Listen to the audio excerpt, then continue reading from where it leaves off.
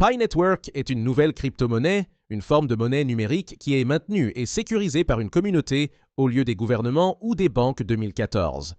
La disparition qui n'a pas eu lieu.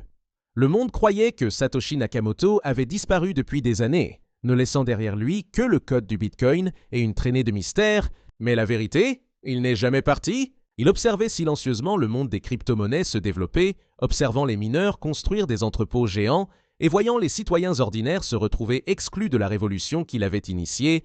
Ce n'est pas ce que je voulais, pensa Satoshi. Les crypto-monnaies étaient censées être accessibles à tous, pas seulement à ceux qui possèdent des plateformes coûteuses et une puissance illimitée. Il se laissa aller au fond de sa chaise, tapotant son stylo sur un carnet rempli de diagrammes de blockchain. Il savait exactement ce qu'il fallait pour créer une crypto-monnaie. Mécanisme de consensus, couche de sécurité, intégrité du registre, car il l'avait déjà fait. Et c'est alors qu'une pensée lui vint. Si j'ai pu faire fonctionner Bitcoin avec des ordinateurs, je peux faire fonctionner le prochain avec quelque chose que presque tout le monde possède déjà. Un téléphone? L'idée lui trottait dans la tête. Une crypto-monnaie minée sur mobile, sécurisée non pas par du matériel gourmand en énergie, mais par des cercles de confiance et un consensus social.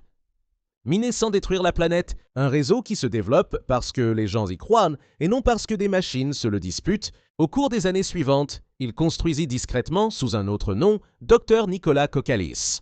Professeur respecté à Stanford le jour, architecte discret de la prochaine phase de la crypto la nuit, il esquissa les bases d'un écosystème où des millions de personnes pourraient miner d'un simple toucher, échanger avec le sourire et participer à la révolution blockchain sans avoir besoin d'un seul watt d'énergie supplémentaire. En 2018, le prototype était prêt. Le monde l'appellerait Pi Network. Et tandis que des millions de personnes commençaient à miner en tapant sur leurs écrans, celui qui s'appelait autrefois Satoshi Nakamoto souriait dans l'ombre.